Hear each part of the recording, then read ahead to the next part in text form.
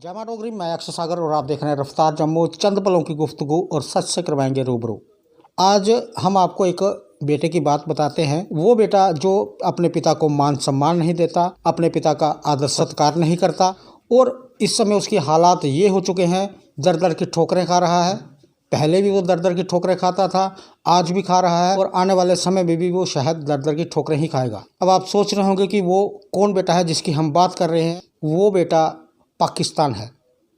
पाकिस्तान के आज आप हालात देखें, उसमें इतनी ताकत नहीं कि वो अपने देश को सुचारू रूप से चला सके। कटोरा लेकर जगह जगह भीख मांग रहा है, लेकिन कोई उसकी मदद नहीं कर रहा। लेकिन ख्वाहिश रखता है कि हिंदुस्तान में दहशत का माहौल बना सके।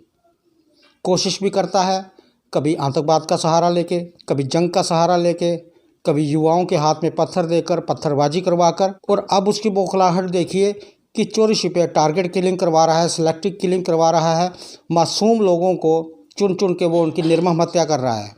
मेरे साथ राकेश सेठी जी हैं। ये भारतीय जनता पार्टी से ताल्लुक़ रखते हैं, जिला के कोषाध्यक्ष हैं।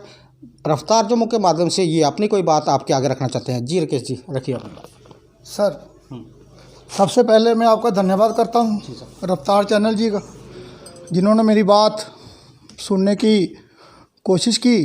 पूरा मामला बताएं, हुआ क्या? मामला ये है कि 26 को संजय शर्मा जो है पुलवामा में जिनकी हत्या की गई, उनके खिलाफ हमने जम्मू कच्ची छोनी अपने कार्यालय के बाहर एक प्रोटेस्ट रखा था और पुतला जलाया पाकिस्तान का और मुर्दाबाद के नारे लगाए। मैंने लगाए और सभी कार्यकर्ताओं ने लगाए। हमारे जिलाध्यक्ष प्रमोद कपाई जी ने भी लगाए, हर एक इंसान ने लगाए। 28 तारीख को रात को मुझे 10:50 पे एक फ़ोन आता है, जो बोल रहे थे कि आप बहुत नारे लगा रहे थे। मैंने सोचा कोई आम आदमी होगा, तो मैंने सोचा हाँ मैं तो लगा रहा था। तो उसके बाद उन्होंने बोला कि आप चैटिंग पे आ जाओ। तो मैं कहा ठीक है, चैटिंग पे आ जाओ। जब चैटिंग पे आए तो उन्होंने पहला वर्ड जो लिखा कि तुम्हारा मरने का टाइम आ गया। मैंने कहा ये क्या हो गया? मैंने उनको पूछा कि आप कहाँ से हो? उन्होंने मुझे बोला कि मैं पाकिस्तान से हूँ। मैं कहा ये पाकिस्तान से हो तो फिर क्या हो गया? तो फिर उन्होंने चैटिंग पे जो बात रखी वो आप फोटो किसकी है? ये वही है जिसने मेरे से चैटिंग की है। थोड़ा करीब से दिखा देंगे।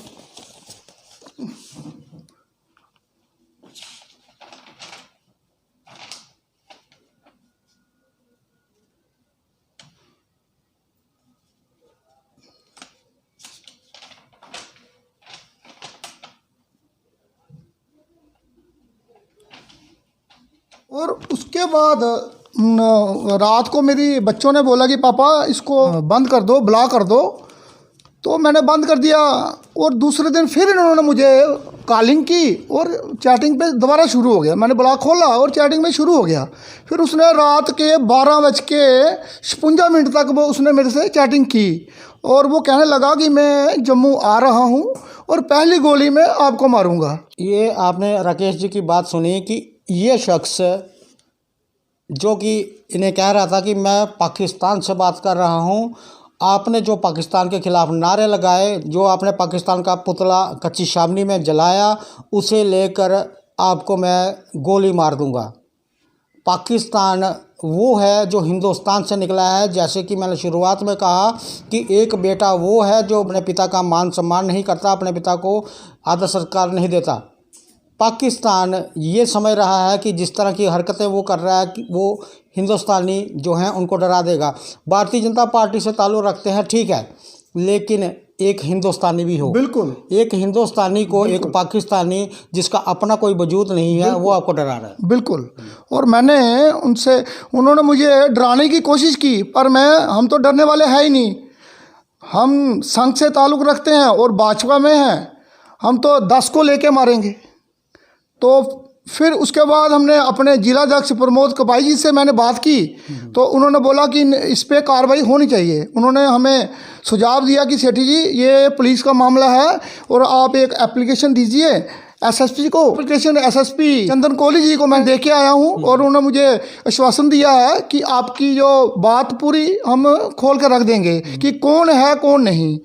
तो मैं धन्यवाद करता हूँ कोहली जी का, जिन्होंने मेरी बात बड़े प्यार से सुनी। और मैं धन्यवाद करता हूँ अपने जिला अध्यक्ष जी का, तो जिन्होंने मेरा पूरा साथ दिया, और धन्यवाद करता हूँ मैं साथ शर्मा जी का, जिन्होंने पूरा बात मेरी विस्तार से सुनी और विस्तार से आगे करने की कार्रवाई की उन्होंने। सेठी जी, एक बात आपसे पूछेंगे, जब से ये मामला सामने आया है जी, परिवार में माहौल कैसा है? आपको कहीं डर तो नहीं लग रहा? नहीं, डरने वाली बात नहीं। मेरे बच्चे भी बड़े अच्छे हैं। बच्चे मुझे कहने लगे पापा ऐसी कोई बात नहीं, डरने वाली बात ही नहीं। मैं कहीं नहीं, ऐसा तो कोई मेरे में तो कुछ ऐसी बात है ही नहीं। हम तो काम कर रहे हैं, पार्टी का जोर शोर से काम कर रहे हैं। दिन रात हम काम करते रहेंगे और करते आए हैं और करते रहेंगे। देखिए, ये जो आपने वहाँ पर पुतला जलाया, ये एक राजनीतिक प्रतिक्रिया है, संभवतः है कि ये होती है। अगर पाकिस्तान कायराना हरकत करता है तो भारतीय जनता पार्टी का और भी जो दल है वो भी अपनी प्रतिक्रिया जाहिर करते हैं। आपने कच्ची छावनी के अंदर पुतला जलाया, नारे लगाए, वो आपकी प्रतिक्रिया थी। लेकिन एक पाकिस्तान के अंदर बैठा शख्स आपको रोक नहीं सकता। आप एक हिंदुस्तानी हैं, आप अपनी बात रख सकते हैं। बिल्कुल रख सकते हैं, बिल्कुल रख सकते हैं। और मैं चैलेंज करता हूं, जिन्होंने मुझे जिसने मुझे थ्रेट दी, मैंने उनको बोला कि आप मुझे मत ढूंढो, मुझे बताओ कहाँ आना है और मैं आपको ढूंढ लूँगा। तो उन्होंने बोला नहीं, जब मैं जम्मू आऊँगा पहली गोली मैं तेरे को मारूंगा। मैं कहा यार मुझे ढूंढने की ज़रूरत नहीं, तो मैं खुद ही तेरे पास आ जाता हूँ। तो देखते हैं फिर आमना सामना होगा, कौन मरेगा और कौन जिंदा रहेगा वो तो वक्त ही बताएगा। राकेश सेठी जी का कहना है पार्टी का जो कार्य है वो एक तरफ, एक हिंदुस्तानी हूँ, वो शख्स जो मेरे को धमकी दे रहा है, एक बार भी अगर मेरे से आमना सामना हो गया तो वक्त ही बताएगा कि कौन किस पर हावी रहता है। ये हिंदुस्तान का बच्चा है। पाकिस्तान 1947 से लेकर आज तक हिंदुस्तान को आंखें दिखा रहा है। हिंदुस्तान ने कुछ ज़्यादा इस पर कार्रवाई नहीं की। जब जब हिंदुस्तान ने इस पर कार्रवाई की, पाकिस्तान ने हमेशा शिकस्त ही खाई है। चाहे आप जंग देख लीजिए, चाहे आप कारगिल वार देख लीजिए, एयर स्ट्राइक देख लीजिए, सर्जिकल स्ट्राइक देख लीजिए, हर जगह पाकिस्तान को मुँह की ही खानी पड़ी। अब ये जो शख्स है, इसकी मंशा क्या है ये खुद ही बता सकता है। सेठी साहब ने अपनी कंप्लेंट पुलिस विभाग में दे दी है और जम्मू कश्मीर पुलिस विभाग सक्षम है अपनी कार्रवाई को लेकर। जो हमारी बेल्ट फोर्स हैं वो सक्षम है अपनी कार्रवाई को लेकर। कोई भी पाकिस्तानी शख्स उठकर किसी भी हिंदुस्तानी को ऐसे डरा धमका नहीं सकता। और इनका कहना है कि हम डरने वाले नहीं हैं, संघ से ताल्लुक़ रखता हूं मैं, और मेरे परिवार में कोई भी शख्स ऐसा नहीं जो इन छोटी मोटी बातों से डर जाए। आखिर में कुछ कहना है? बस आखिर में ये है कि हम पाकिस्तान से हम डरने वाले नहीं। वो बुखला गया है, वो भीख मांग रहा है हर एक कंट्री से।